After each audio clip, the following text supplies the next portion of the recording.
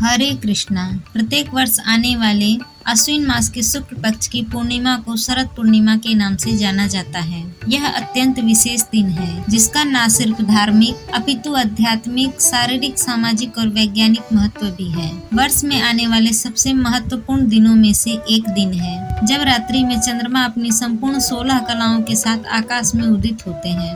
हमारे वैदिक ग्रंथों में कहा गया है कि चंद्र की किरणों में औषध गुण होते हैं।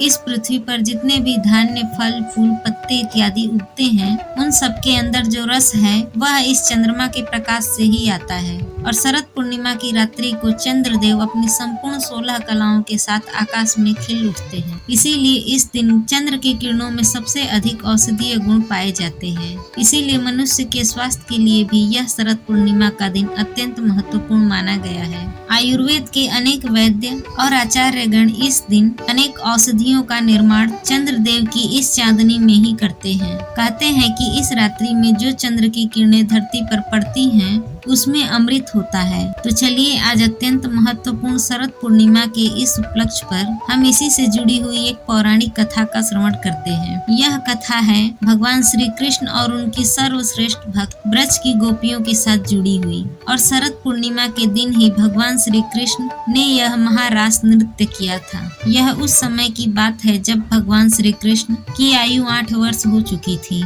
उस समय एक दिन शरद ऋतु की रात्रि में जब चंद्रमा अपनी संपूर्ण 16 कलाओं के साथ आकाश में उदित हुए थे और चारों ओर उनकी मधुर चांदनी बिखरी हुई थी, अनेक पुष्प और लताएं इस सुंदर श्वेत वातावरण में सुगंधित वायु की लहरों पर नृत्य कर रहे थे। भंवरे अपनी सुगंध प्रसारित करते हुए अनेक पुष्पों पर विहार कर रहे थे। और तब श्री कृष्ण को याद आया कि किस प्रकार वृंदावन की गोपियों ने उन्हें पति रूप में प्राप्त करने के लिए देवी कात्यायनी की पूजा, आराधना और व्रत किया था। इसलिए उन सब की इच्छाओं को पूर्ण करने के लिए भगवान श्री कृष्ण ने सोचा कि शरद पूर्णिमा की रात्रि इस महारास नृत्य के लिए सबसे सर्वश्रेष्ठ हो सकती है। हालांकि भगवान श्री कृष्ण स्वयं पूर्ण पुरुषोत्तम परम भगवान हैं और वे सभी इच्छाओं से और प्रकृति के गुणों से परे हैं, लेकिन वे अपने भक्तों की इच्छा पूरी करने के लिए स्वयं को माध्यम बनाते हैं। और उस शरद पूर्णिमा के दिन अपने भक्तों की इच्छा को पूर्ण करने के लिए उन्होंने ब्रज की गोपियों के साथ महारास नृत्य करने की इच्छा प्रकट की थी।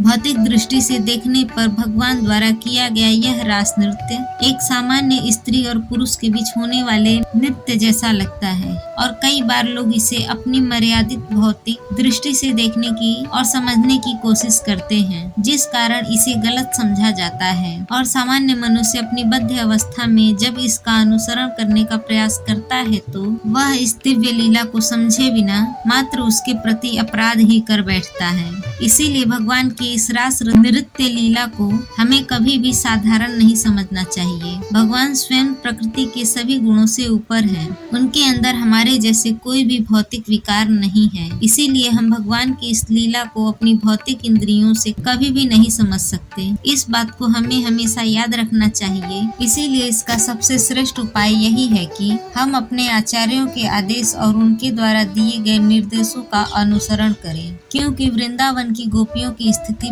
भगवान के सभी भक्तों में सबसे ऊपर और सबसे श्रेष्ठ है। जिस प्रकार लोहे और स्वर्ण के अंदर विभिन्न गुण होते हैं, उसी प्रकार काम और प्रेम के 2 भिन्न लक्षण हैं। स्वयं की इंद्रियों को तृप्त करने की इच्छा को काम कहते हैं, लेकिन श्री कृष्ण की इंद्रियों को प्रसन्न करने की इच्छा को प्रेम कहते हैं। तो यह गोपियों द्वारा किया गया यह रास नृत्य श्री कृष्ण की इच्छाओं को पूर्ण करने हेतु किया गया था। इसीलिए वो पूर्ण और शुद्ध प्रेम का प्रतीक है। शरद ऋतु की रात्रि में आकाश चंद्रमा की पूर्ण कलाओं से प्रकाशित हो चुका था। क्षितिज पर लालिमा छाई हुई थी। जब एक पति अपने पत्नी से लंबे समय के विरह के पश्चात साथ मिलने पर उसके मुख को कुमकुम से सुशोभित करता है। वृंदावन के वनों में वसंत और शरद दोनों का प्रभाव दिख रहा था। पुष्प और लताएं अपनी पूर्ण युवावस्था में खिले हुए थे। वातावरण में सुंदर सुगंधित वायु बह रही थी। यमुना के जल से उड़ने गिरने वाली शीतल जल की बूंदें आसमान के स्थान को शीतल कर रही थी और मधुर बना रही थी। यमुना नदी ने अपने हाथों से अपने किनारों पर मुलायम रेत बिखेरी हुई थी और ऐसे समय में यमुना किनारे वंशी वट पर श्री कृष्ण ने अपनी दिव्य बांसुरी की मधुर धुन छेड़ दी और सभी गोपियों को बुलाने लगे। इस बांसुरी की धुन में विशेष बात ये थी कि वो न सिर्फ एक ही राग सुना रही थी, बल्कि वृंदावन में जितनी भी गोपियां थी जिन्होंने श्री कृष्ण को पति रूप में प्राप्त करने की इच्छा व्यक्त की, उन सभी के वो नाम पुकारते हुए सभी को व्यक्तिगत रूप से भगवान का संदेश दे रही। प्रत्येक गोपी को श्री कृष्ण की इस बांसुरी की सुर में अपना अपना नाम सुनाई दे रहा था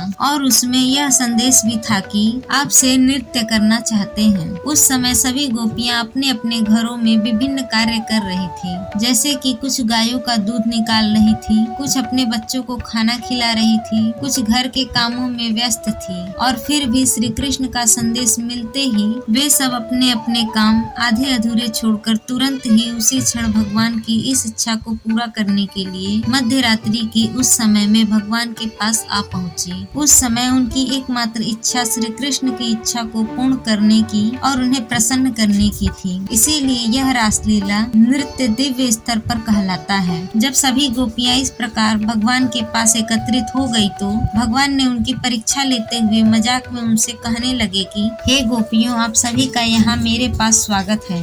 बताइए क्या बात है? वृंदावन में सब ठीक तो है ना? मैं आपकी किस प्रकार सेवा कर सकता हूँ? वैसे आपको इस प्रकार मध्य रात्रि में अपने घरों को छोड़कर यहाँ नहीं आना चाहिए, क्योंकि इस समय जंगल में बहुत सारे हिंसक पशु अपना शिकार ढूंढते हुए फिरते रहते हैं। ऐसे में तुम सबको इस प्रकार मुक्त होकर विचरण नहीं करना चाहिए। और वैसे भी तुम सब तो युवा और सुंदर स्त्रियां हो। सामाजिक दृष्टि से भी आपके लिए इस प्रकार मध्य रात्रि में अकेले बिना अपने पति के बाहर घूमना अच्छी बात नहीं है। इसलिए शीघ्र ही वापस अपने अपने घर चली जाओ। तुम्हारे पति तुम्हारी प्रतीक्षा कर रहे होंगे।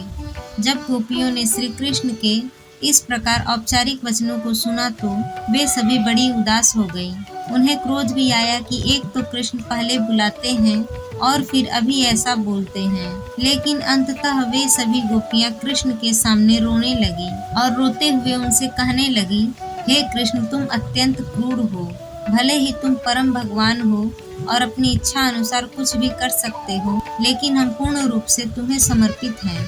हम सब कुछ छोड़कर तुम्हारे पास आई हैं। हम तुम्हारी भक्त हैं। कृपया हमारा त्याग मत करो। तुम्हें पति रूप में प्राप्त करने की हमारी इच्छा को पूर्ण करो। हमारे हृदय को तुमने आकर्षित किया है और तुम्हारे बुलाने पर ही हम यहाँ आई हैं।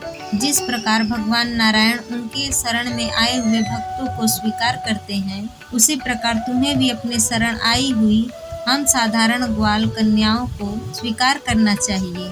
जब कृष्ण ने गोपियों की इस प्रकार आर्तनाद से निकली हुई प्रार्थना को सुना तो वे बड़े प्रसन्न हुए और उन्होंने उन सभी गोपियों की इच्छा को पूर्ण करते हुए शरद पूर्णिमा की रात्रि में चंद्र के प्रकाश में महारास नृत्य लीला की, जिसे देखने के लिए आकाश में सभी देवी देवता एकत्रित हो गए और उसमें हिस्सा लेने के लिए स्वयं भगवान शिव वृंदावन की धरती पर आ पहुँचे। चारों दिशाएं एक सुर और ताल में नृत्य करने लगी। आकाश में गंधर्व, यक्ष, किन्नर और अप्सराएं अपने अपने वाद्य यंत्र बजाते हुए नृत्य और गायन करने लगी। भगवान के इस दिव्य आध्यात्मिक अलौकिक लीला को देखकर सभी लोगों के वासी उन पर पुष्पों की वर्षा करने लगे और यह रास नृत्य शरद पूर्णिमा की इसी रात्रि में हुआ था, जो कि ब्रह्मा जी की एक रात्रि तक चला था। इसीलिए शरद पूर्णिमा के दिन हम भगवान की इस दिव्य लीला को याद करते हुए समझ सकते हैं कि भगवान श्री कृष्ण अपने भक्त पर कृपा करने के लिए, उनकी इच्छा को पूर्ण करने के लिए सदैव तत्पर रहते हैं। और वृंदावन की गोपियाँ कोई सामान्य स्त्रियां नहीं थी। वे भगवान की शुद्ध भक्त और नित्य पार्षद थी, जिनके लिए श्री कृष्ण ही एकमात्र स्वामी थे। उनकी इच्छा को पूर्ण करना ही एकमात्र उनके जीवन का लक्ष्य था और उनकी किसी भी प्रकार से सेवा करना ही उनका नित्य धर्म था। और तभी तो जब द्वारिका में भगवान की किसी भी रानी ने अपने पति श्री कृष्ण के सिर दर्द को ठीक करने के लिए अपने चरण धूलि देने से मना कर दिया था, सिर्फ इस भय से कि कहीं ऐसा करने से उन्हें नरक में न जाना पड़े।